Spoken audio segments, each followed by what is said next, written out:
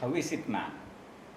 How is it, man, that you feel when you see yourself as an island separated by waters of culture, concepts, conditioning, and a million other things that you thought never mattered much?